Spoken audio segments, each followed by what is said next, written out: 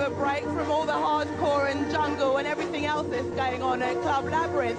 And I'm stood here with Joseph Vitrek and Sue Barnes, the promoters of Labyrinth. Now, firstly, Sue, the club's been going for 7 years. It still remains very underground. Why do you think that is? I think it's because it's very easy going in here. Like, we don't, you know, have loads of rules and regulations. The staff are friendly, and we just attract a friendly crowd. I don't know, really. Okay. Now, Joseph, I mean, has the club always been in Dalston? No, we've been here 5 years in February. Before that, we did the rounds of kicking down warehouse doors every week, and then we decided for a little bit of consistency, and we've been here ever since, Friday and Saturday night, and we love it. Talking of Friday and Saturday night, what's the difference between the two nights, Sue? Fridays are slightly more hardcore than Saturdays. Like, we'll have DJs like Kenny Ken, Nicky Black Market on a Friday, whereas on a Saturday we'll have someone like Slick Matt, someone a bit more happy, that's all. And a slightly older crowd on a Saturday as well. Now, Joseph, it's 7 years, you've been running very, very successfully. Can you see Labyrinth in 7 years' time? I'd like to say that the last Labyrinth will be on the decade of Labyrinth, and then I think we would have had enough. If we last 10 years, I'll be a very happy man. Okay, well, on that note, I think we're going to go back and get a bit of jungle, a bit more hardcore and a bit more breakbeats. We'll see you in a little while. And the one time for the pro. Come on!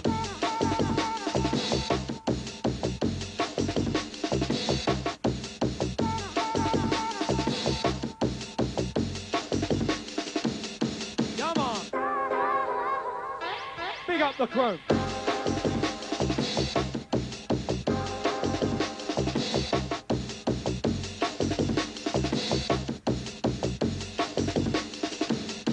Dinner! One time for the cameraman in the house. Bigging it up down the Dalston Lane. Taking no prisoners Friday night. Ajax kicking it up. Come on!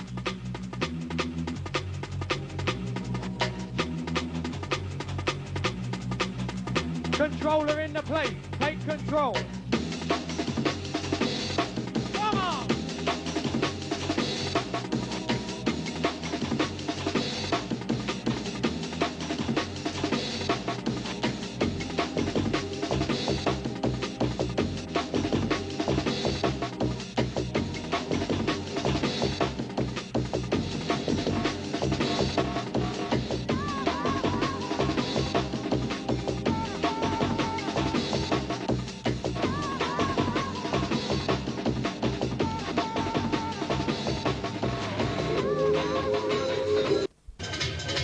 Congo to Salvation Army parents, no, not Tarzan, John of the Pleased Women, strangely enough, who came back to the UK to do a fashion degree and kick-started his cross-dressing DJ career.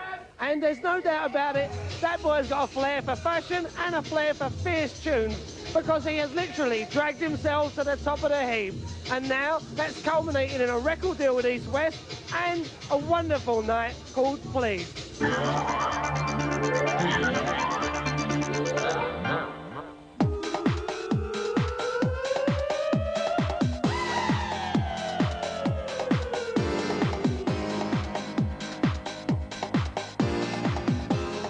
We moved back from Africa, the Congo, when I was about 3. My parents have been there for 6 years as missionaries.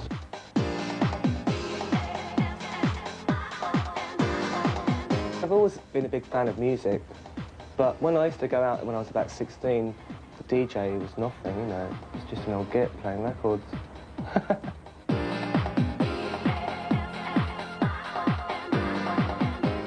When I left school, I didn't really know what to do, you know, and I just thought, because that's quite an effeminate career, to take that one. So I went to London College of Fashion and did 3 years. And I did have my own shop with my ex-boyfriend. After the shop had finished, I went and worked for Rachel Orban. She was just doing one-off things for, like, pop stars. And then she opened up a shop in the Trocadero called Spend, Spend, Spend. And before that, she was with Lee Bowery. She had a shop before. And that was really interesting to see how other people do it, you know. And also, because she was DJing as well, I used to go along with her DJ and carry her records, so that's quite funny. three of us, myself, Darren and Peter, we used to do cabarets and things at Kinky Galinky and places like that. And it was always a bit, you know, laugh. We did really stupid things like the Reynolds girls, I'd rather Jack, and we all wore shell suits. You know, it's more of a sort of French and Saunders type drag than a You Better Work It type thing. And the name just came from a friend, the Pleased Women. She had a baby and she said, I swear I've got two guts, I'm not a pleased woman. So that's where it came from, and it just stuck.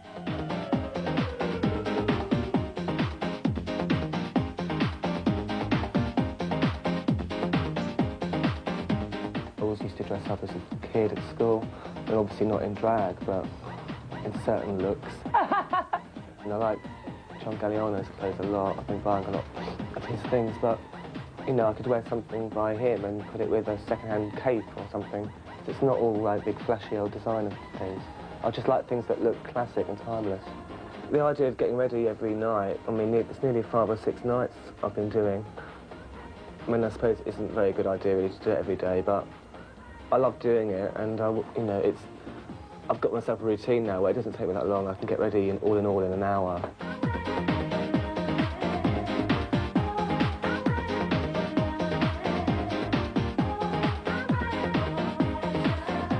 I try and go across the board with what I play and what I make, because I always have done. I've always had an open mind, you know. I mean, I like moody music as long as it's not down, you know. You can have really moody atmospheric music that's really up and still makes you feel good. It doesn't have to be all Chainsaw Massacre, you know. Passion came out originally 2 years ago now on a small Brighton label called Southern Fried, and then East West sort of got in touch and said, you know, do you want to do more things? Basically, because I've been so busy, I haven't had a chance really to make any new stuff this year. I mean, I did the track Hammer House of Handbag, which is like the double release with it. I mean, I didn't really want Passion to come out again, but I'm quite glad it has now because the remix is good. It's given it a new outlook, and people seem to really like it. It's just a big sort of 3-minute rush of poppers, you know. It's a big screamy record. It's honest. That's what it's meant to be. It's just to throw your hands in the air and screech. I just like to think that rather than just being a DJ, you know, I'm a person with a personality, and I don't think you should have to hide that. And I think people like it. I mean, obviously they do, otherwise I wouldn't be successful, you know. So I'm glad that I'm giving people something to maybe laugh at and something to talk about. It's good, rather than having nothing to talk about and just being jaded. I'd rather get slagged off than no one knew who I was.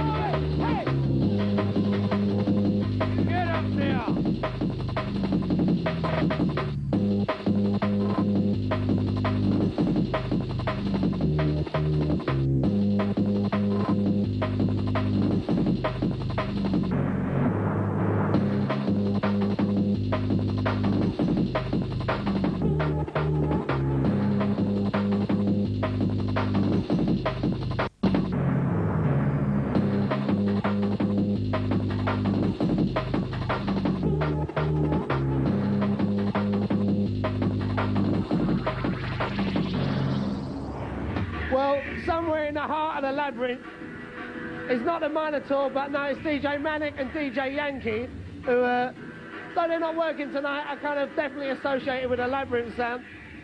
Tell me, how long have you been playing and coming to this place? Because it's been going for 7 years now. I've been coming to this place for about the last 3 years, been playing for here for the last 1.5 to 2 years. Yeah. Okay. How did you break in? Were you a kind of punter that got keen for the decks? I pestered the management. There's a tip for up-and-coming DJs, pester the management. Tell me, what do you think the secret of the Labyrinth success is? A good atmosphere, good staff, good security, top security. That's it. So no trouble, just peaceful vibes. Brilliant, brilliant. What do you think is really shaping the London sound at the moment? I think the jungle's creeping up, but inside the Labyrinth, the happy vibe.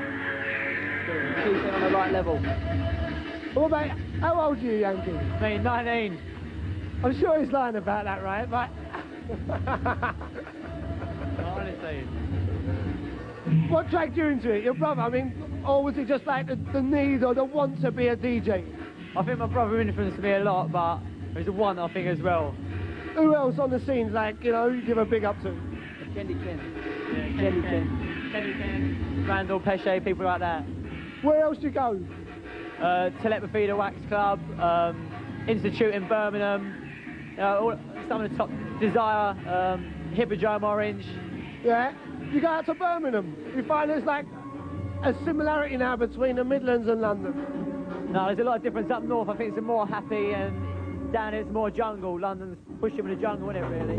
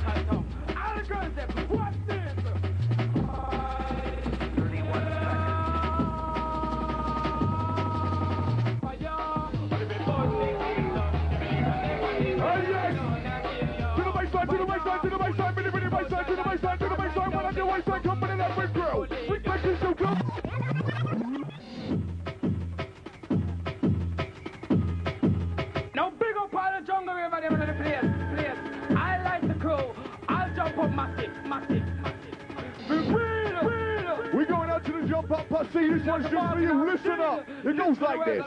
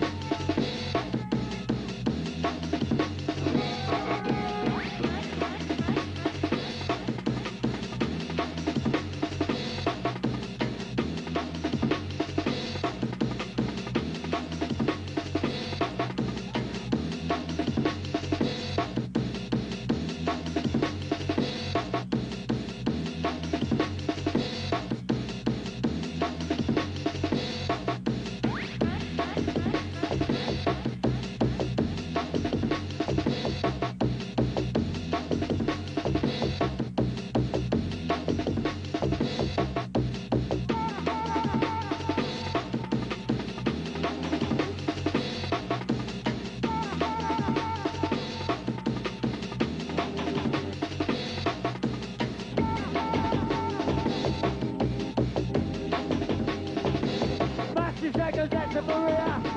Happy 90th birthday. All birthday crew inside the place. Get down.